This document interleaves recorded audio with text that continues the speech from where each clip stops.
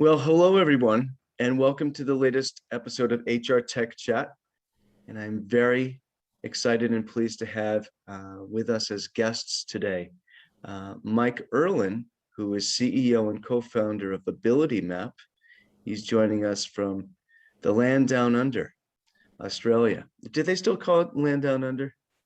I think so. I think you do, That's yeah. an American bias. You can call it Oz, though. Well That was played. Well played. That was some nice illusion there. Viewers, you'll see in a moment. And we also have Mike Bollinger, who is VP of Strategic Initiatives at Cornerstone OnDemand, and my former colleague at that company. Welcome to you both. Thank you. Thank you very much. Happy to be here. Excited, actually. Yeah, me too. And by the way, folks, since we have two mics here, we'll be referring to Mike Bollinger simply as Bollinger, and to keep things straight. And we'll refer to Mike Erlin as his email prefix, which is Merlin. So we'll refer to him as Merlin. Well, there's a little bit of magic in Mr. Merlin, too, just saying. Good one. So we want to talk today about artificial intelligence and how it relates to human capital management. We've been talking about it in several episodes of the podcast over the course of the year. I've written about it a bit on the blog for 360 Insights, and Bollinger and Merlin and I had a very, very interesting conversation a little while ago. Then our Septembers got busy around bias in artificial intelligence and human inputs and just various opinions around that. And Mr. Bollinger, I'd like to yield the floor to you for a moment here. There's an article, very interesting article by John Sumser that kind of got our juices flowing here. If you want to maybe clue folks into that. Sure. And before I do that, one thing I did sort of make a little bit of a joke about bias and, down under and so on. But the idea behind that is very, very true. We all have biases. Every human has a bias, and in many cases, it's a good thing. One of the things that we know is that if you've ever seen a map of the world from the Australian point of view with Australia on top, it has a very different perspective. We know, because of the explorers in the history in the past 3 or 4 centuries, that there's a north bias to our maps. So the idea of down under is a bias all by itself. So I've always kind of talked about bias, thought about bias. We talk about bias a lot in HR, but it was really my friend John Sumser, and I'm sure he's going to be just fine that I'm referencing this article. He wrote an article called Bias in AI, Are People the Problem or the Solution? And I had a conversation with him for a while, and John's been talking about this for a while, but what he really talked about in this article, and I encourage you to go look at it, it's on the HRExaminer, HRExaminer.com, is that there's 2 groups of people when it comes to tech and HR. And the tech group thinks and believes, and to some degree I agree with that assessments tools can help eliminate hiring bias, or that they can help redact particular kinds of search information that might trigger bias, or that matching tools can help create diversity, and so on. And the human group, the people who err on the other side, are concerned about and believe potentially that vendors who create these kinds of assessment tools and delivery tools have implicit bias built into the tool itself long before the data occurs. In other words, the models themselves. So what that means is that if machine learning finds patterns in data, that's just fine. But if you have a bias in AI, are the patterns that it's trying to identify biased in the pure nature of looking for those patterns? So it's an ethics question that I think is going to face HR more and more and more, is around this, and John terms it the noisiest of the ethics questions. But how does it really happen, and is it going to explode more, and what is it that humans are going to do in the pushback, the old movie The Minority Report? And so I think today we should talk a little bit about the tools that are very useful, the potential bias that goes into those tools, and maybe the human's place in that equation. Agreed. What's interesting to me in that whole description there is this idea that there's two camps. We have sort of this either or um, viewpoint or attitude or this debate, and I'm wondering whether we need to have it. On the one hand, this needs to be discussed, but I'm just wondering if the premise, if part of the premise may be just a little bit off kilter, not quite where we need to be discussing it. From my viewpoint, you have human input no matter what, right? We have human input in the development of the models, right? And we have these models that are at least purport the creators of them purport them to be unbiased or excuse me, endeavoring to eliminate bias because they're not completely. That's a better way to say it. Yes. Yeah. But then we have the other camp that says, I am kind of repeating what you're saying, but I just want to put it just a little different way. We have this other side that's saying, okay, no, we need to make sure that it's very human. We have very, very human inputs. This is what I'm getting from this. So that what develops does not create does not result in what we perceive to be or what feels like an inhuman outcome. Well, maybe let me try and Mike, really good job teeing up John's article too. But let me introduce another concept, and I'll say that when we're talking about bias, just out of curiosity, do you guys generally interpret that to be a negative bias or a positive bias? Is bias negative or is bias positive? So that's why I brought up the map example, right? Yeah. It just is. It's neither positive nor negative. It just is. But that's right.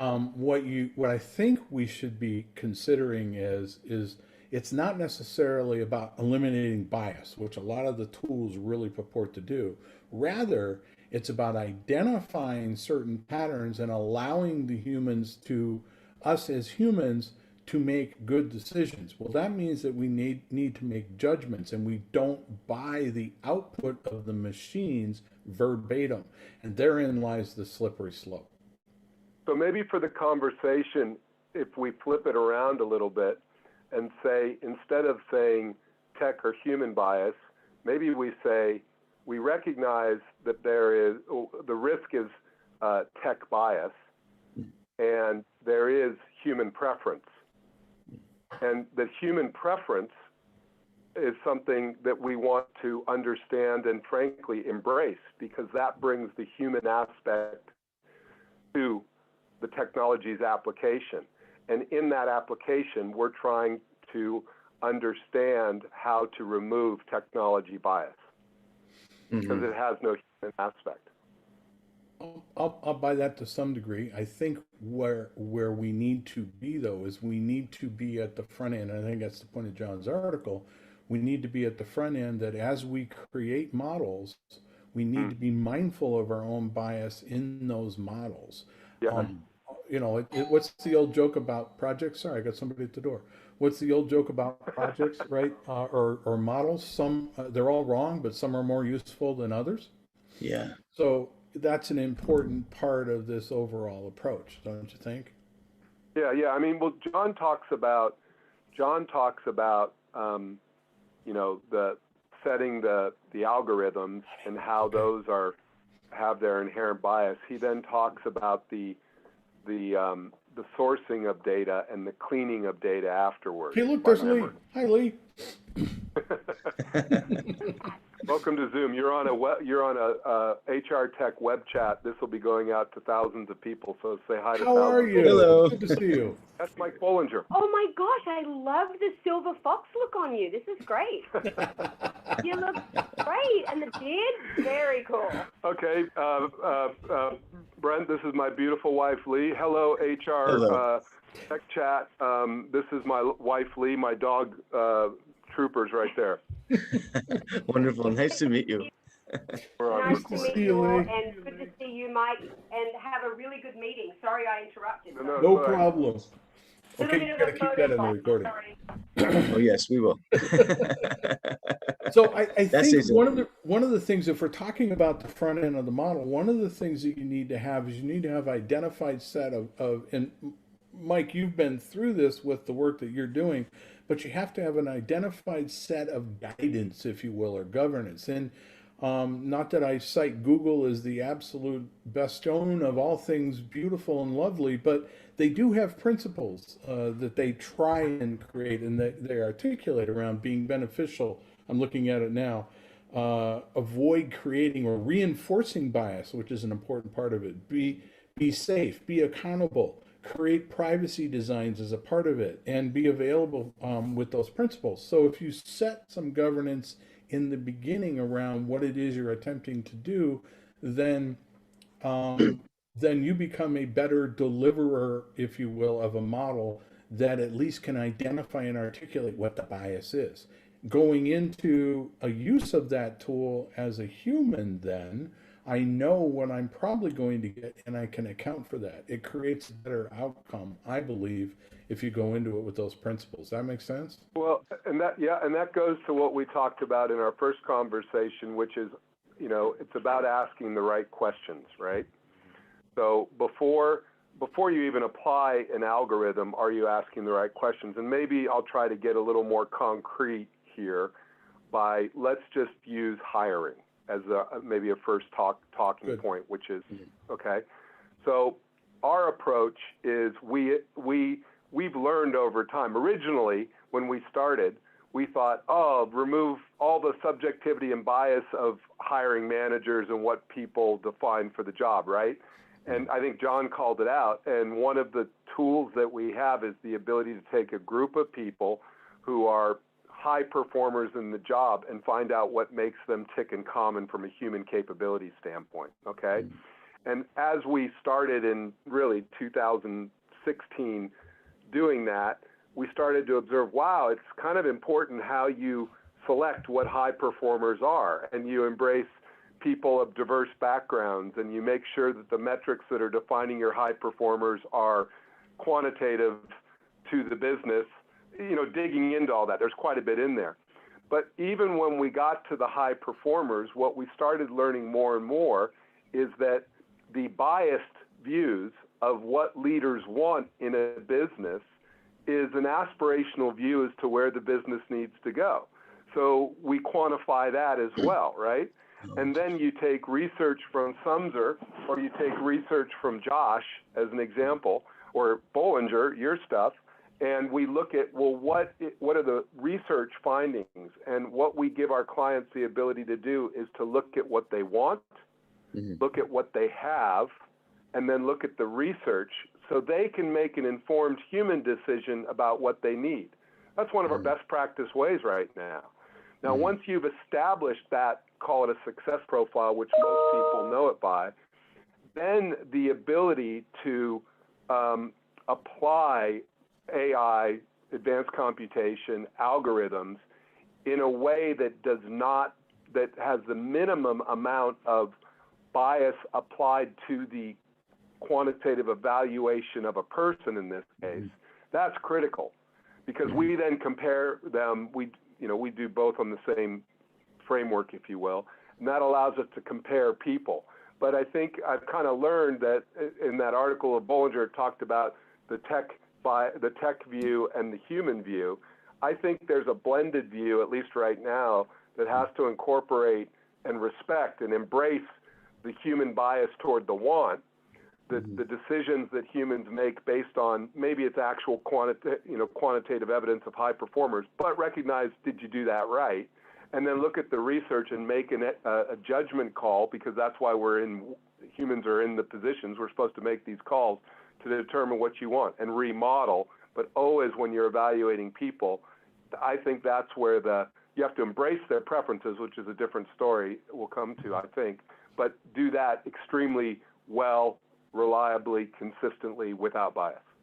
Sorry, that was You really long. Did that make any sense? It does, and you need to recognize, and I know Brent's ready to jump in here. You need to recognize yourself Yeah. that you can't take what the machine is giving you verbatim. You have to understand it. Yeah. And so the notion of predictive kinds of analytics, they don't predict the thing you should do, they predict the potential outcomes of the things that you should do. You still need to account for that. If you take what's coming at you verbatim, well, the machine says it, so that's what I need to do, that's creating the slippery slope that I don't think any of us as HR professionals want to have.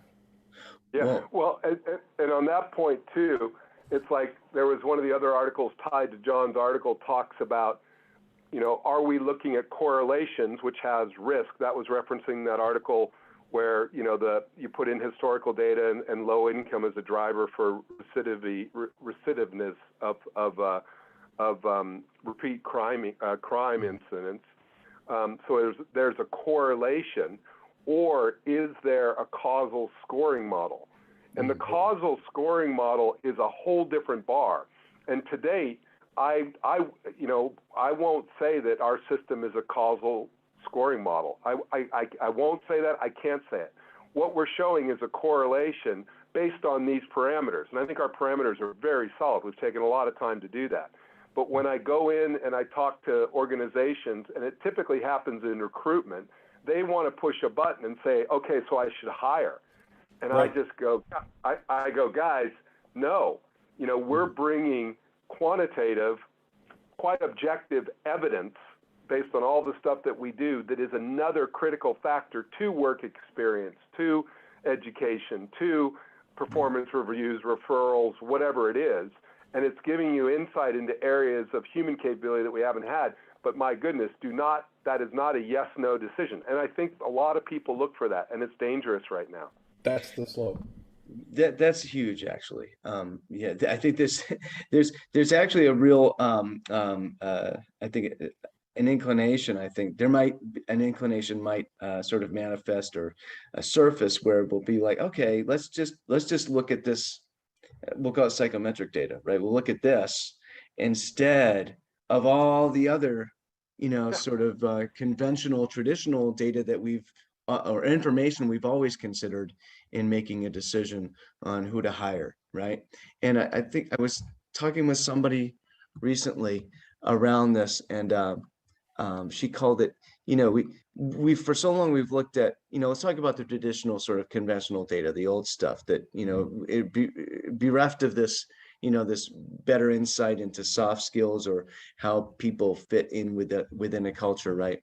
We look at what's called, eligibility data, which is, it's kind of like our credentials, or, where have we been, have we worked at the right places, and then, do we have enough of a career arc in order to enter into this new position if we're looking at the resume, right? And then maybe performance data, how did they perform, and I think the problem with that is that there's this just assumption that past performance and eligibility data is definitely an indicator of future high performance, and it's not. It's not, but it isn't solely, right? And what's really interesting here is that. Go ahead. No. Go, you go. I'm just going to raise my hand so I don't forget it. I just don't know how to raise my hand on this. I may have already forgotten what I was about to say, but if we're talking about putting as much, I want to go back to what Bollinger said around Google's sort of guidelines, Principles. Principles, right? yes, the principles, and that to me is really interesting. I would be very that can be a slippery slope, because you have to be careful about I'm going to call them preconceived notions as opposed to biases, because just for this purposes of this conversation, right? You would want to make sure that you've aggregated as many potential preconceived notions or biases, human biases, around every one of those principles, the perspectives on those principles, and I'm talking about sort of a theoretical AI world, we just throw it all into the hopper and mix it up in the AI, the more data you have for them from the broader cross section of humans, right? The more reflective, excuse me,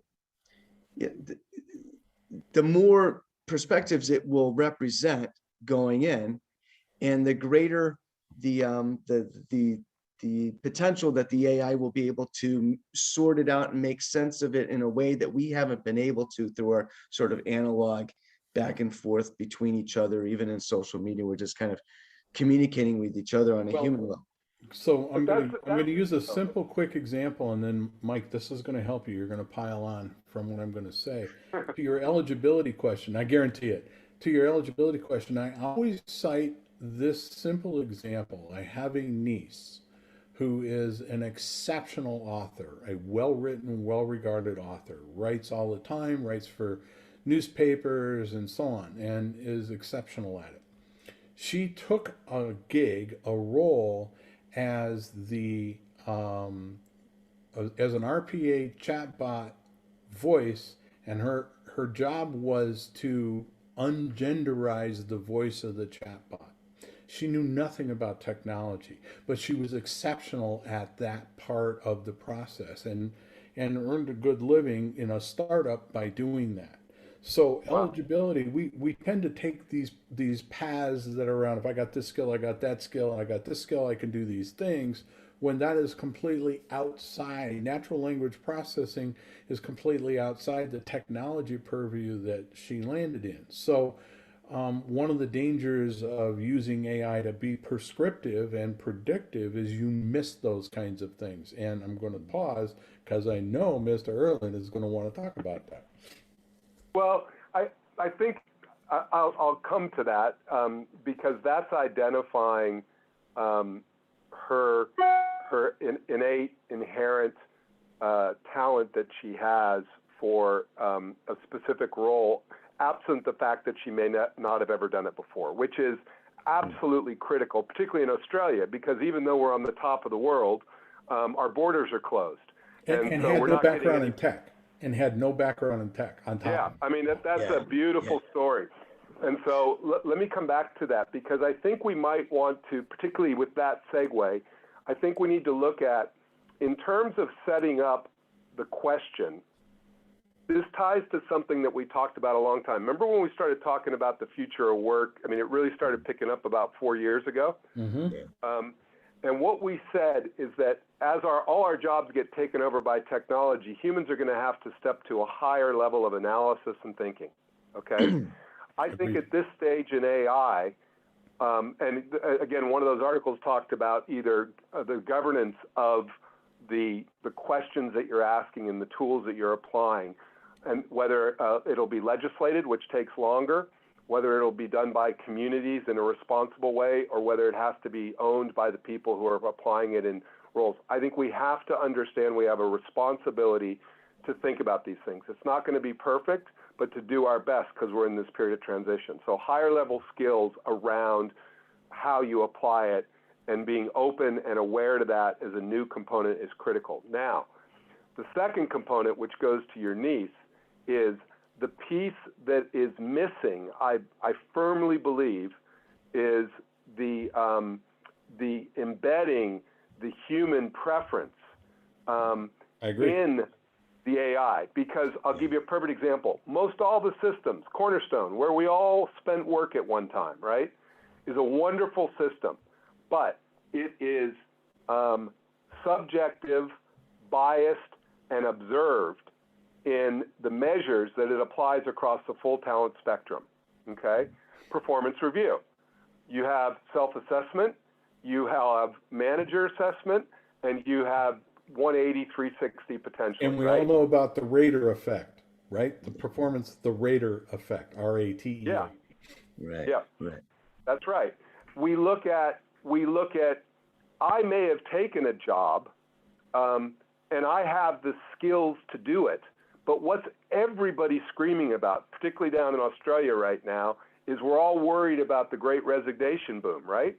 Well, why would that happen? Because people aren't engaged in their work. They don't align with it. They don't value it. None of that is in our systems right now. The only way you get that is by diving deeply into the inherent preferences of individuals to understand where we really care, where our passions lie, and thereby where our skills lie at an inherent level, because we can build skills for anything. We're humans, right? That's what we go to school for. It doesn't mean we like it, right?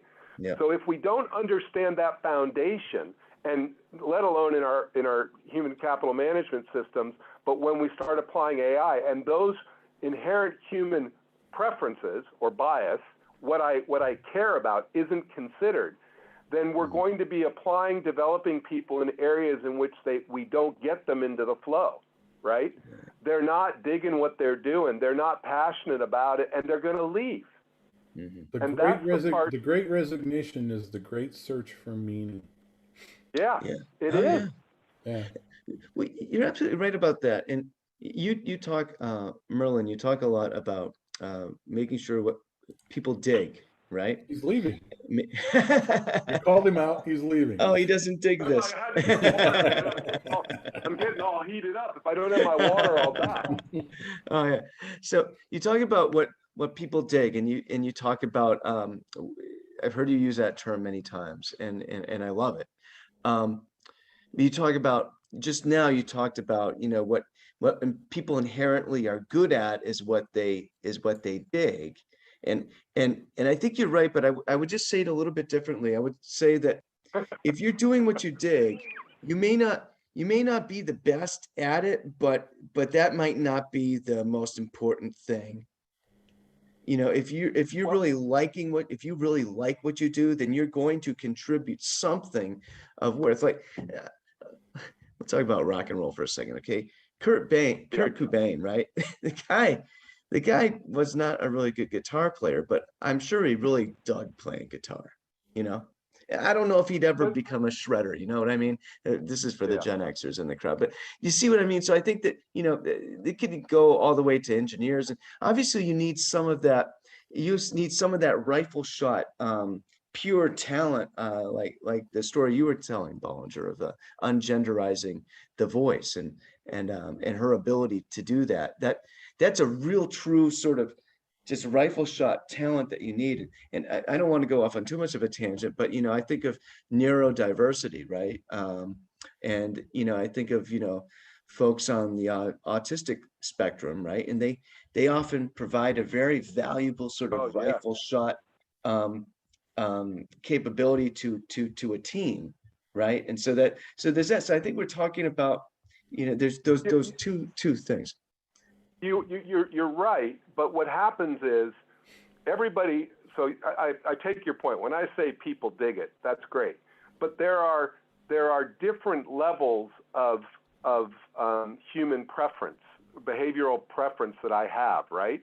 Mm-hmm. And so let's just think that I don't know, Mike, about your niece, but let's just say listening, and we focus on human capabilities. We don't deal with the technical ones, right? But let's say that that listening and supporting diversity and understanding the needs of others was recognized as being absolutely critical when you're having to degenderize a voice.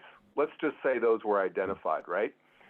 And let's say that I did an ability imprint, which is our tool to evaluate it, and those three came up as my strongest inherent capabilities, preference capabilities, okay? Because I dug the things that were there. They were my strongest.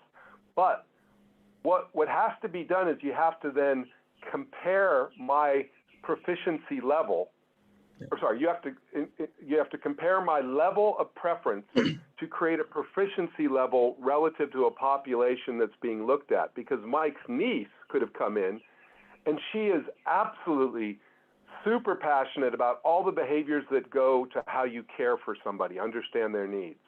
Her listening skills are highly attuned because she looks at how people react, she asks questions, she plays stuff back to clarify. She's at the top of her game.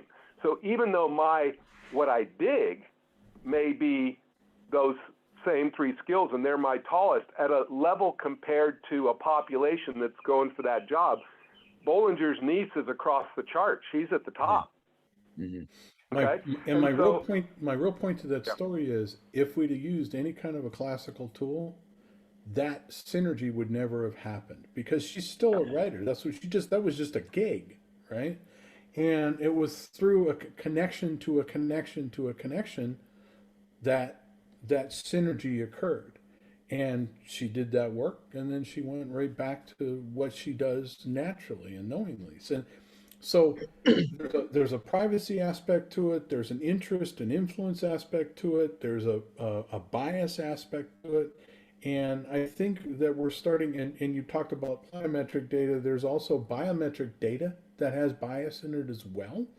And so, Mhm. we're starting to see those things come together to the point where there's genuine concern in industry and in government that is starting to develop a life of its own. We know about the European interventions in terms of privacy and AI. The federal government just came out in the U.S. and said we need a Bill of Rights for AI, right? And they're taking input on that and so on.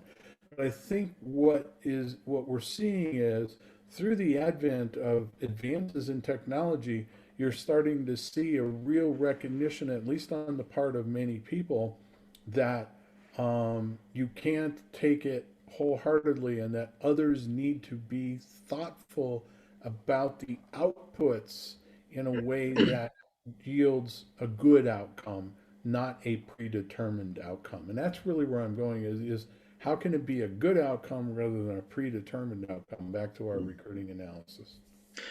Right. A- and I want to just add here that I'm so glad you brought that up, Bollinger, because I was just about to say, that how much of, what we're discussing tonight, like the depth, like sort of the depth of to which we're thinking about this. How many builders of these AI based tech tools, how much of that sort of thinking is going into these right now? I'm going to guess maybe not that much. I don't know. I mean, it feels like we're at a point where these kinds of conversations that we're having here, which is kind of sort of the impetus for this HR Tech Chat, really, is that we need to start making sure that these types of this sort of this breadth and dynamism of discussion needs to feed the AI now. I Uh, believe very firmly that the creators of the tech and the tremendous amount of intelligence that goes into it is very well intentioned. Okay. mm, And they have a fervent belief in the work that they're doing will yield a better outcome. mm, I think what I'm suggesting is, and potentially you'll see government intervention in Bill of Rights and all the privacy stuff and mm, the AI in Europe, which is a very interesting piece of legislation. I encourage the listeners to go look at that legislation. I think what you're going to see is an expectation that you are able to articulate the bias that went into the creating of that tool, what it is and what it mm. is not. And if we mm, can do that in a way that is meaningful to the buyer and the user of that tool set, we're all ahead of the game. Because Yeah. yep. what those tool sets yield are good outcomes in terms of patterns and so on. We just need to be wary and mindful that we can't take it wholeheartedly. Now, not Here's everybody is well intentioned, but We're, I we're, believe we're most. gonna we're gonna see with all this Facebook paper stuff,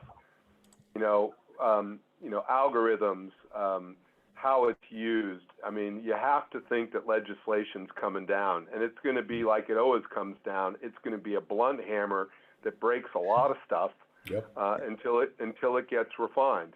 And the three of us talked about this. I think the reason we brought this, and it's great. We got some that are doing articles. People are talking about it. But our community, in the HR community, we have a responsibility to take a leadership role in this soon, because it'll be applied, in many cases through no intention. But if we don't step back, if we don't think about those things, it's not going to it'll just get, the beast will get loose. And if you look at it, one of the things I think the reason we're seeing more about this is because just look at the time since all this stuff started going down. I mean, you remember Mike, Cambridge Analytica, when we were back at Cornerstone and I was pitching that, you know, to the Cornerstone events or whatever? You know, that's when we started seeing it. And I think what's happened is more companies like AbilityMap, like, you know, many others, are starting to get data sets in which, you know, like we're on our 4th revision of our review and revisions of our algorithms and the things. And when you start getting data you can work with, you can start asking the questions differently. You can start, you know, identifying things that you're doing well or haven't done yet, as well as things that you need to change. And we're just in that process, and there's a personal responsibility that I think everyone in this industry should hold. Not everyone And that's will. the governance that I'm bringing up. I agree with Yeah. that. You know, in the you know, the alternative, or the you know, is not very desirable. You know, I think back to the article that, I mean, right, think back to the article that you shared with us, Bollinger, around I think it was either Amazon or UPS drivers, and the AI was, there was some They sort were of, getting dinged because they were making too many turns when there was a safety aspect to it. So it literally was tied to their bonus. And the yeah. routes that they were taking, which they were taking for good reason, were actually impacting their bonus because the machine thought the route should be different. Exactly right. And that is an example of HCM, like the HCM apparatus, trusting the AI maybe a little too much. With the best of intentions, it was a safety move. Exactly. Well, here's one. A friend of mine is an incredibly seasoned, contemporary executive leader, CEO, EVP, big companies in Australia. I rate her super, super highly, okay? She left a job whereby she was CEO of a very large consumer organization, let's just say. You know, their customers were consumers. She then moved to a very large financial institution where she ran a division. And she had an opportunity after that to go be CEO of a really cool lifestyle company. I'm trying to keep it a little vague so people don't know in case it talks. And she was, in my opinion, an incredible candidate for this company where it's at, their global expansion needs, and they would have been fortunate to have her in any capacity, let alone as CEO. So she knew one of the board members or something, and that's how she found it. She went through the interview process, and she didn't get it. And I had lunch with her, and I said, "What happened?" She goes, "I got to tell you, Mike, I found out that basically they had run a algorithm, a technology, over all my LinkedIn, all my Facebook posts, and I got flagged for using harsh language and being unprofessional." I said, "Really?" And I said, "Why do you think that happened?" And she said, "Well, in both of the last 2 roles that I had, I'm active on social media so that I can hear my customers at all levels of socio-demographic levels across society. And so I would often you know, or comment on things that people were saying, which would never, you know, be said in the same way in the types of environments that I sit in. But it was the customers, and it was things they were saying about their experiences or their views on what they need. And they might have used language, they might have been spelled incorrectly. And so when the technology went out and looked at all my responses, it showed that I had people of alternative views and maybe, you know, backgrounds that were not good, but they were our customers. And she goes, that's why, and that got weighted, and they didn't go any further to look at it. I just found that to be an incredibly fascinating example that's more akin to the roles that we're in, but what a shame. I mean, not only did the organization, all of its customers lose, I think, one of the best people that could have led that company, but because there was such a degree of weight put on something where they didn't understand that frankly, the fact that she was doing this shows how incredibly connected that leader is to her market. And, you know, it was. But the real key takeaway to that story is they use it as a single factor decision. What humans do is they create a tapestry by which they use that for a judgment call. If we cede the high ground to one or two single factor kinds of decisions, that becomes problematic. But social voice is a big part of this. I'll give you one quick example. I know of a company who monitored the social voice of a subset of individuals, mostly LinkedIn and Facebook posts, a few Twitter posts, and they were looking for salespeople. They were hunting for salespeople. So what they did was they monitored and they looked for salespeople when this other software company was at club, and they knew that they were at club. So they were looking for tweets and LinkedIn posts and Facebook posts around, we're in Hawaii during a certain time frame, and they identified those people and they recruited those people, and it worked. Okay. Yeah. So that's an example of using it in a positive way for the outcome of the company and the individuals. The point is, you don't cede the high ground to a single or dual factor decision. It has to be a wider tapestry. In my So mind. we go back to what's the question that you're asking, and do you understand what's going to come up in the bias that it has, so that you can make an informed, higher level future of work decision. Correct. Exactly. Absolutely. We don't know enough. I mean, we don't know enough. There are a lot of great minds working on this. There's some fascinating stuff. Brent, what I should do is, I think there's a really good AI curriculum from Stanford, I think it is, and it has all these little things to read underneath it. Maybe we can put this into the follow-up here. It's public domain. It's U.S. I understand, because I think there are ramifications globally. But it might be, for those that are people that are interested, there's a ton of little snippets in there, and it's what they're trying to teach the future students of AI. They're trying to frame for them a context before they even get into the nuts and bolts of the tools. I'd love that. Please send that to me, because I definitely want to include that in the introduction to this.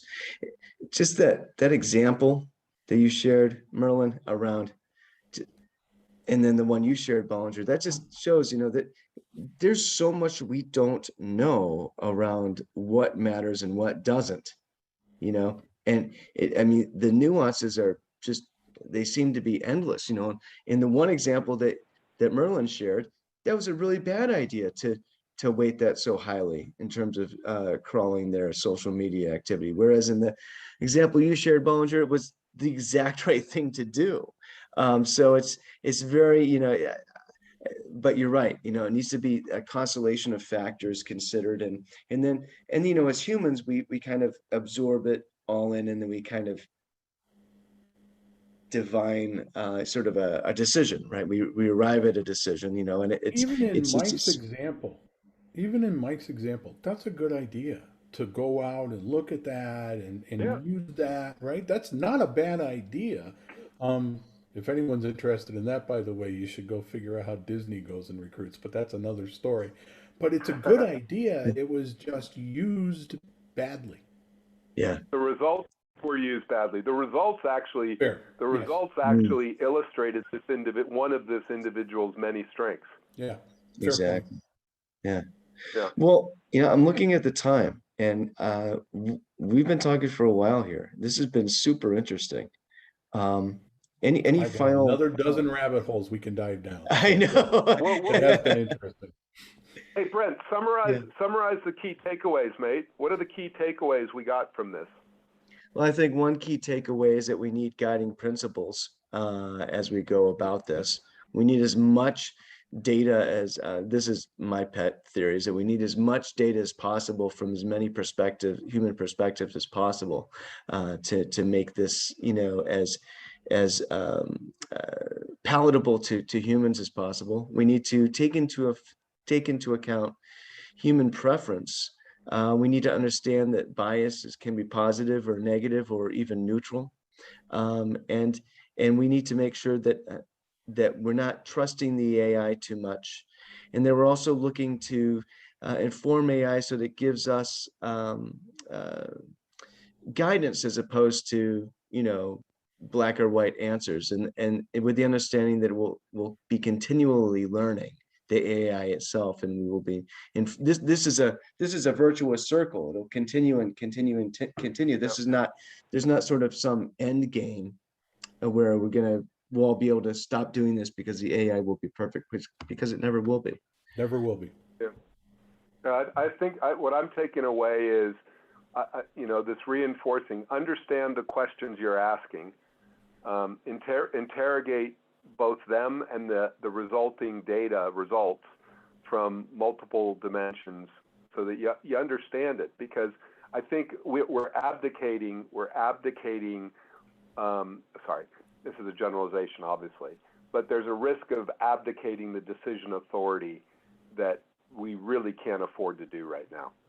Yeah. And to pile on that last point one more time, and it's tempting to do so as humans. You have to fight that temptation. Yeah.